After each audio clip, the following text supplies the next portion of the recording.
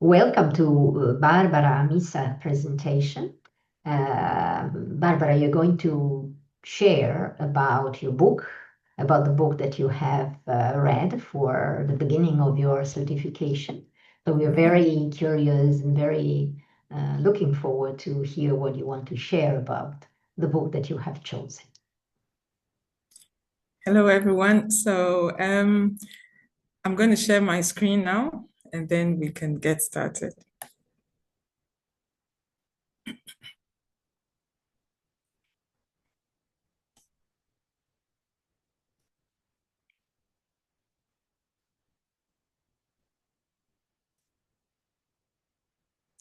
Can you all see my screen? Yes, we can. All good? Okay. In presentation mode, all good? Yes, all good. Thank you. Oh, right. Okay. Good afternoon, good morning, good evening, wherever you are in the world.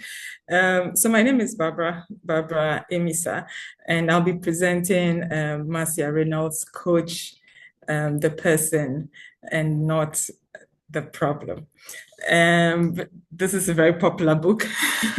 And after reading it, I understand why it's so popular. It provides, a very simple framework of how to evolve into a good coach naturally. And actually, I was quite relieved to find that the challenge or the fear of not being able to ask the right questions during a coaching session is not peculiar to me. And Marcia highlights this in her book. The book is really easy to understand.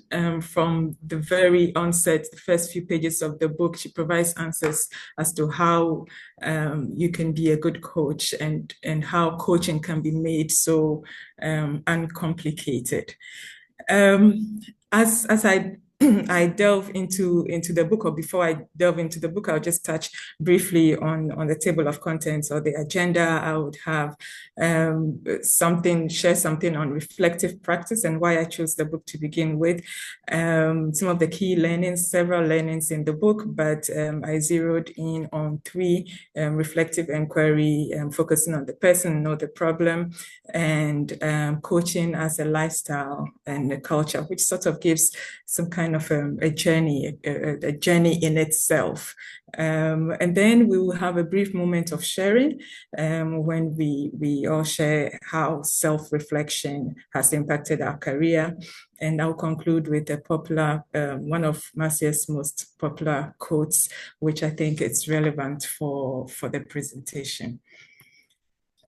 So starting off,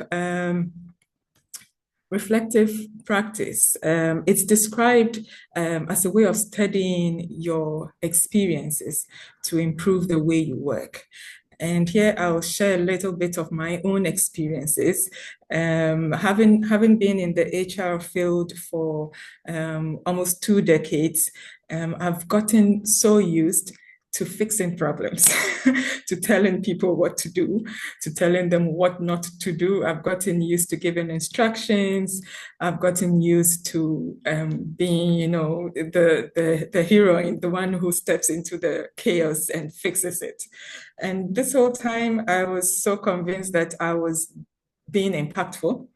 I was doing something right and I was being successful professionally, until a few years ago when I started thinking a bit more based on observations that I have made. And two questions, spoke loudly to me.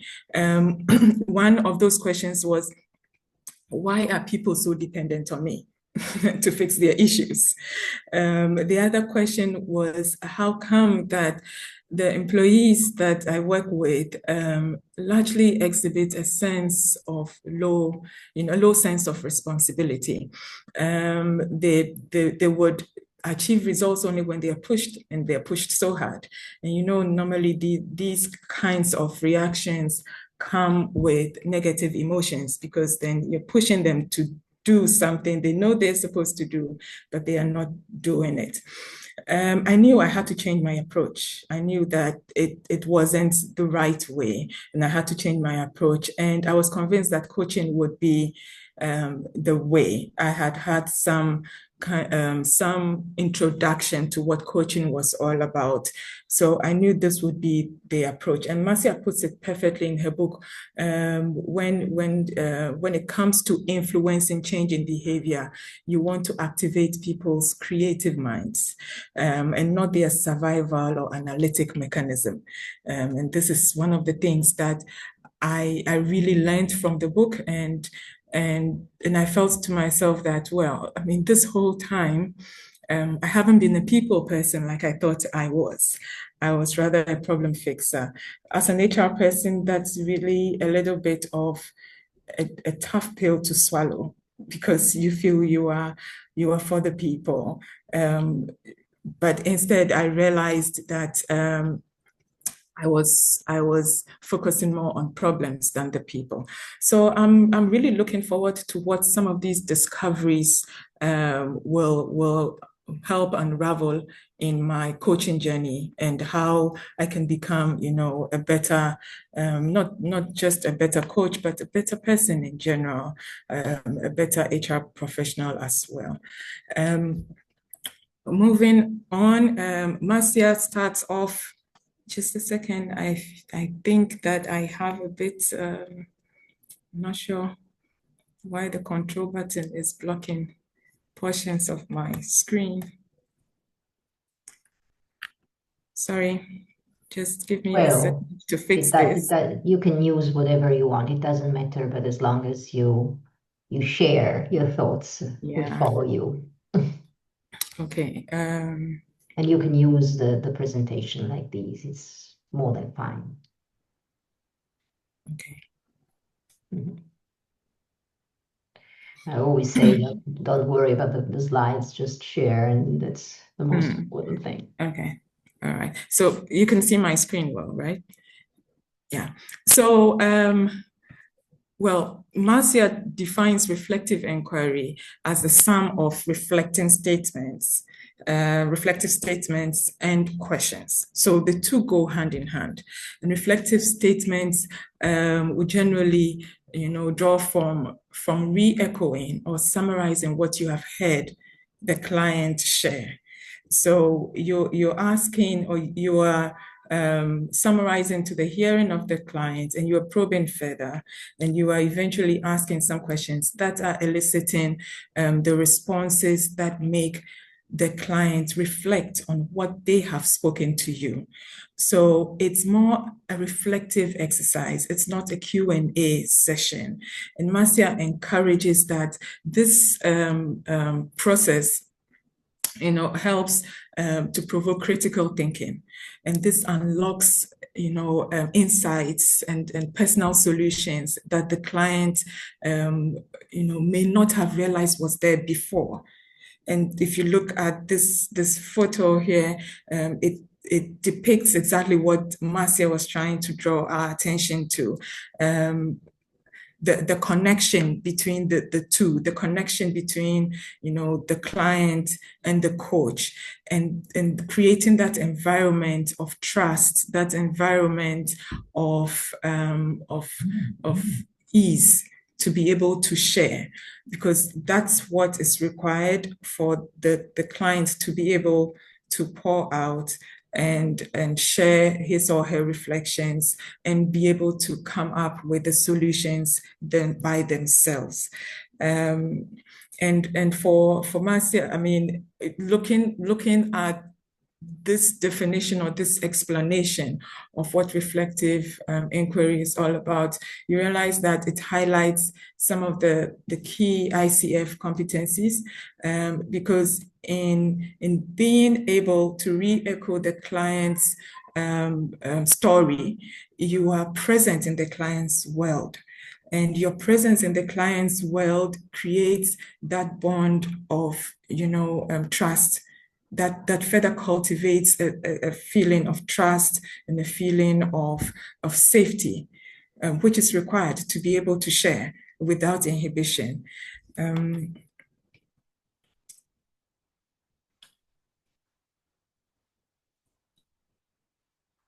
Okay.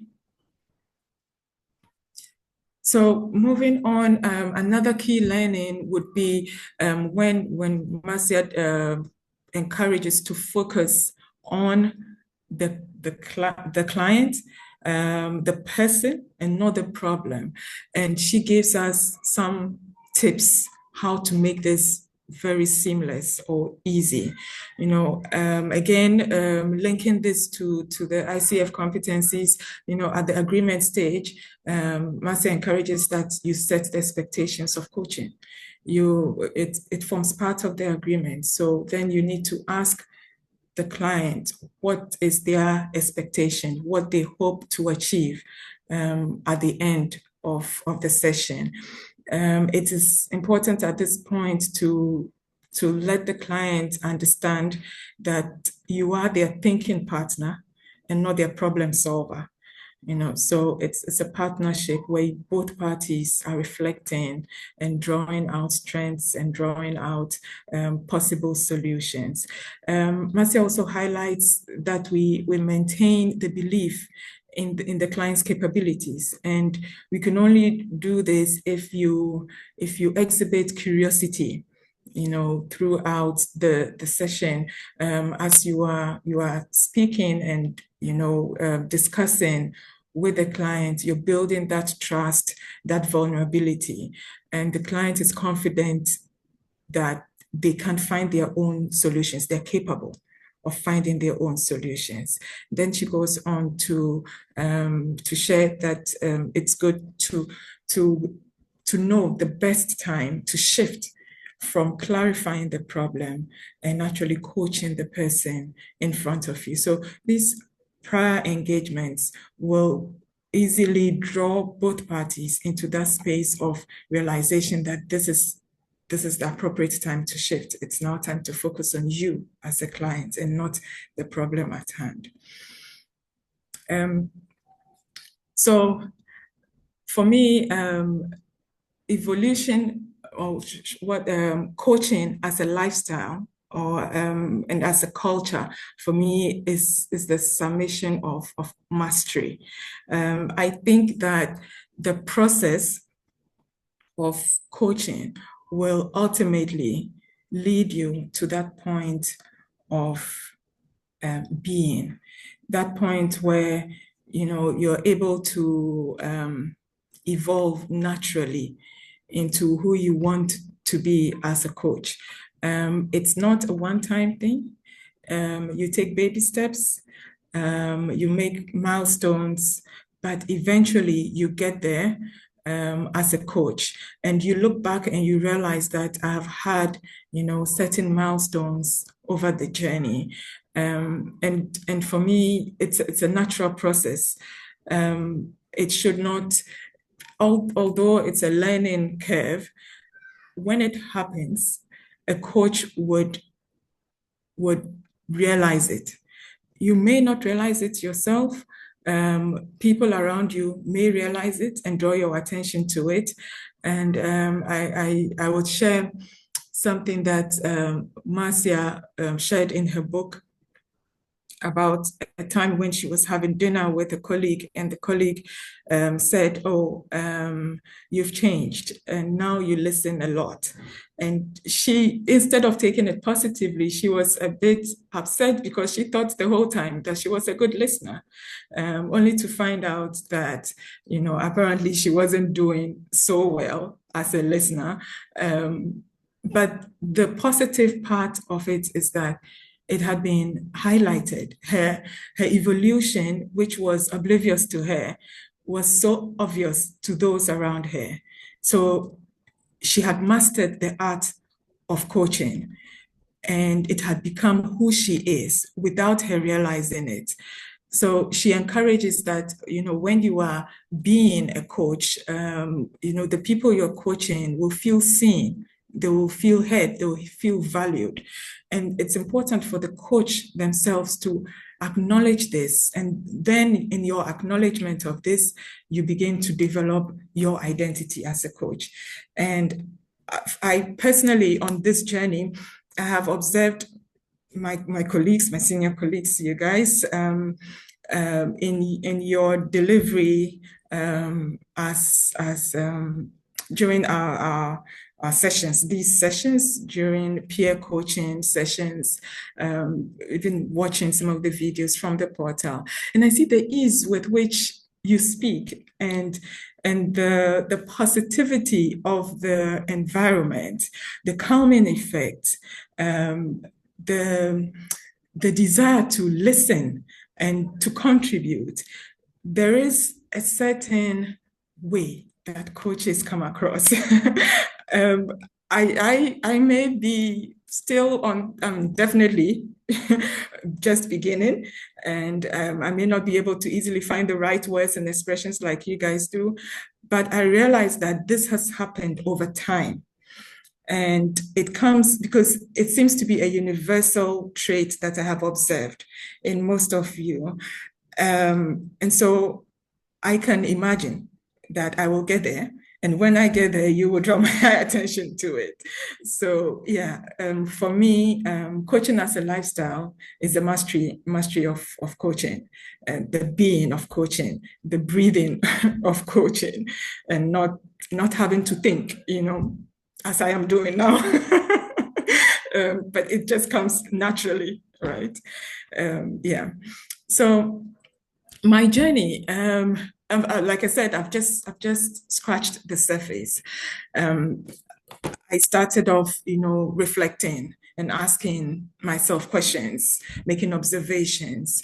I have enrolled with Sunlight Academy, and I'm taking all the lessons and I'm listening and reflecting, and I'm making discoveries, personal discoveries. Who I am, who I am becoming, etc. And it's all geared towards the ultimate, which is mastery, which now becomes my lifestyle. However, I also want to highlight that despite this curve or this cycle, every milestone would still follow the same cycle. Every milestone would still require reflection, would still require, new nuances of coaching and self-awareness. And this keeps happening in a cyclical, manner. So you don't finish one milestone and say, okay, I'm done with reflection. It's constantly going to be part of the cycle. The learning new things and keeping abreast with the competencies, the ICF competencies would always be required. So the journey may not be ultimately arriving at mastery and ending it there, but there would always be the need to reflect, to learn new things, to become aware of new things, and then, continue the cycle as we go along. At this point, I would just want to pause a little bit and have us share. The picture here tells us that mastering the art of self-reflection is the key to personal growth, and I really believe in that. It spoke loudly to me, so I thought it would be a good opportunity for us as a group to share what some of our self-reflections have been and how these reflections have helped us, or shaped our coaching journey so far. So if I could have your feedback, your sharing, it would be great. Hi, Barbara. Thank you. I can share. Thank I you. believe that self-reflection is important, but I'll add to that and say self-reflection should lead to some kind of action. Because I've noticed with clients and just generally, there's this trend of I'm so self-aware, but then at least in my coaching program, I see people say I'm so self-aware, but they keep making the same decision. So you're not really self-aware, or being self-aware doesn't lead to change. Whereas I think personally, I think I'm pretty self-aware. And then when I realize something needs to change, I start working on it immediately. And sometimes it's not even changing the action. There's a block there. There's something hindering me. And that's the reason why I'm not able to change that. So once I have the self-awareness as to what that thing is, and I accept that maybe it served me for a period of time, it no longer serves me, and I'm able to release it, then that has helped me personally on this coaching journey, especially in sunlight, because so many things have come up during sunlight, which I didn't expect, which was shocking. But yeah, so I think for me, self-reflection is useful, but only if it comes with some type of action. Absolutely. Absolutely. I couldn't agree with you more. Absolutely. Anyone else wants to share? Hi, Eva. Thank you, Barbara. Well, one thought is coming up to my mind. What self-reflection definitely gave me during my L3 path here is that the evolution happens in nuances, because thanks to these subtle steps, subtle actions, maybe it could be labeled as nuances. This is the journey that I'm being more close not only to myself as a human being, but even more closer into my coaching journey evolutionary. So that is my self-reflection. Thank you, Eva. Hi, Barbara. I laughed at the HR part because I'm HR too. So I know exactly. I was like, yes, I can relate. Yeah. For me, I also self-reflection sometimes. I had it happen in my coaching with Jill this week or last week was I find out that certain things that I've done in other spaces that I thought I fixed have now popped up in new spaces. And then I had to recognize it that it's an old thing that I've done in other spaces. It was just masked under something different. And I literally laughed out loud when I realized what it was, which was control. So that was something I think sometimes reflection for me is finding out that, yes, I've worked at something in this area, but now it's popped up over here and I have to redo my skills or dig into my skills a new way to see it, recognize, and then make that shift and make that action. Thank you, Miranda. Thank you. Do we have anyone else? Okay, so thanks so much for sharing. And let me just add that if we as coaches do not reflect on our experiences, then we simply do not gain the knowledge and the understanding, that we need as to the whys and the hows of coaching. And for me, this is what was an important step for me in my coaching journey.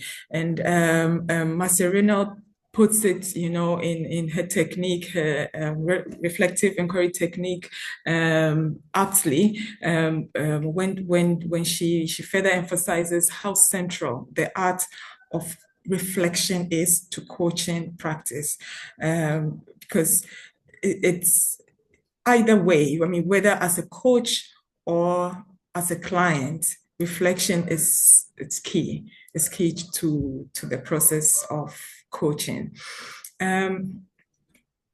So in conclusion, I will leave with you one of Marcia's most popular quotes for further reflection, which simply states that you do not have to have all the answers.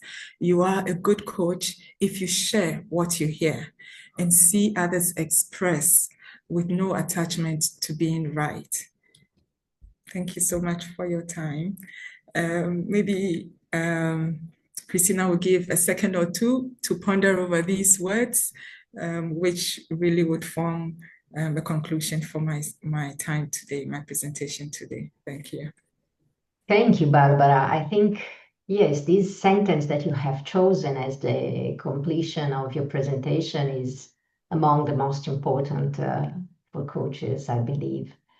There is nothing like a good coach, I mean, a very competent or perfect coach, but sharing what we hear and reflect it back and, with no attachment is the essence of the art of coaching, which is an art, is not just something that we can do because we are competent, but it becomes an art in being this kind of coach. So thank you, Barbara. Thank you so much because you have gone through the essential elements of what you have read in the book, and you also gave us the possibility to reflect through your work. So I'm curious. I mean, I have a question for you. What what was the gift that you received in working at this presentation, if there is any? Honestly, it was the gift of reflection. Why? Because I did not know that I was actually reflecting until I had one of my peer coaching sessions, and my peer coach was highlighting to me some of these thoughts that I have during the course of the day. And she was saying, no, that's reflection, because I was struggling putting down my reflections on the form.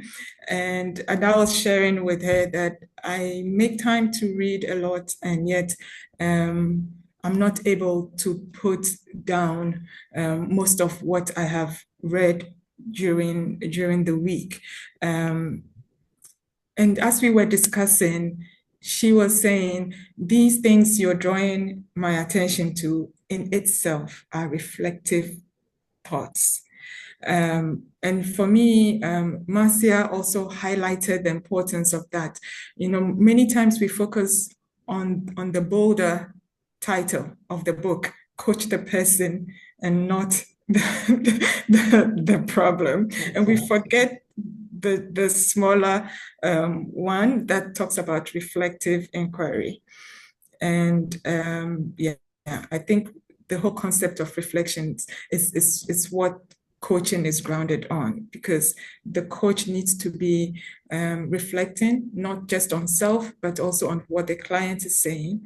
And the client needs to reflect on what they themselves are saying and hearing the coach re-echo to them.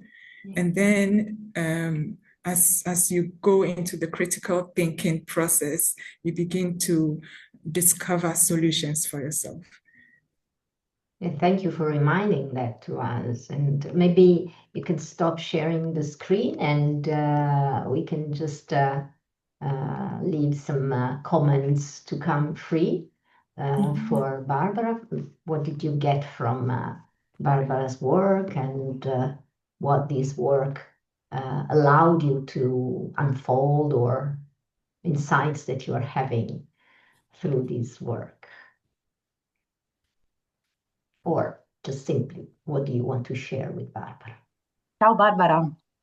So I understand that this book had a significant impact on your idea of coaching and the self-awareness. Is that right?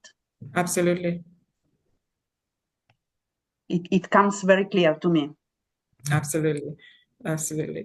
It answers a lot of questions, and it makes me actually a lot calmer because you at the early or at the onset, there's so much apprehension, maybe self-doubt even. Am I going to be able to do this? Am I going to be able to pull it off? Because the desire is to be a good coach. And what makes a good coach? It starts from you reflecting, and then you're giving the chance to your client to also reflect. So yeah, I think for me, it makes the entire process a lot easier now. And remember, you are inspiring me to share this consideration. If we believe in our client's wisdom, and we develop the ability to be present in the coaching interaction as a coach who believes in the client greatness, in the human being greatness, well, then we have to do that with us. I mean, believe in our greatness, believe in our wisdom. Otherwise, it's just one way and it doesn't work. I mean, how can you believe in your clients if you don't believe in your own wisdom, in your own greatness? So that's also the point. When we learn how to be with clients and how to develop the coaching abilities with other human being clients, well, then we can also give them to us. So, like Lydia was saying, also action and being proactive. The coaching mindset or approach, it can come naturally with practice. So that's why I invite you and nudge you since the beginning to act, be proactive, start coaching wherever you are, and also to remember the importance of self-acknowledgement, celebrating our steps, and never consider them small steps. Otherwise, we will consider small steps the steps of our client. And so the point is, it's not just one way that we acknowledge our client's wisdom or greatness. We also have to do that with us, and otherwise, it's a belief. It's a half belief. It's my encouragement as a trainer. Anybody wants to share something else with Barbara? Yes, I would like to say something. Hi, Barbara, and thank you for your presentation. Thank you, Rosanna. And I noted some things that you said during your presentation, and one was the process to mastery is an evolution, a natural process. And what I thought is that I'm just starting this journey, but what I find difficult to do is to actually trust the process.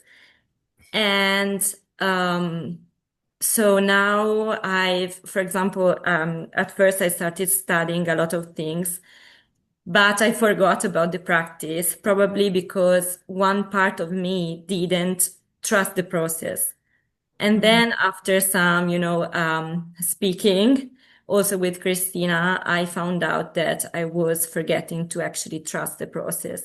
And so hearing that you also said that, and yes, that you have added this part to your presentation made me think that probably what I'm missing, what it is difficult for me, but it is something that I have to fix, let's say, is that. So to forget about having everything under control and just starting to actually trust the process and let everything come naturally.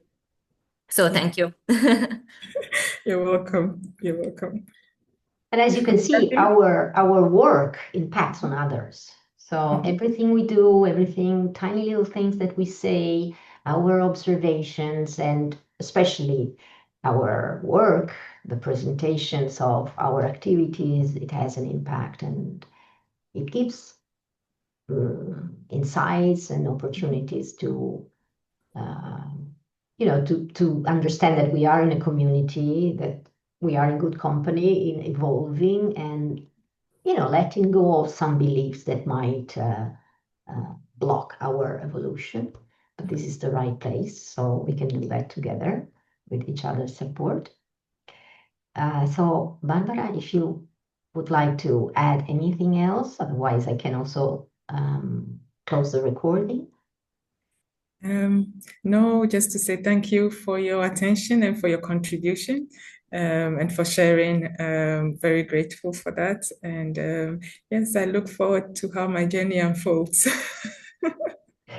We also look forward to that, but remember that you're all already part of this community. So we tend to, especially in the first 2 or 3 months, to think about the others are coaches and we're still not coaches, but you are already in the journey. So you are already there, working and evolving. So it is important to think about yourself as a coach in training, but we are all coaches in training. I'm also coaching training during all my activity, and the expansion of our presence as a coach is a never-ending journey. And it is like a language. If I would stop talking about it, coaching, or if I would stop coaching myself or receiving mentoring or supervision, then my coaching would die or would just block the evolution. So yes, thank you, Barbara, for your Thank you. presentation. Thank you, For the Christina. Thank you for your participation. support. Thank you.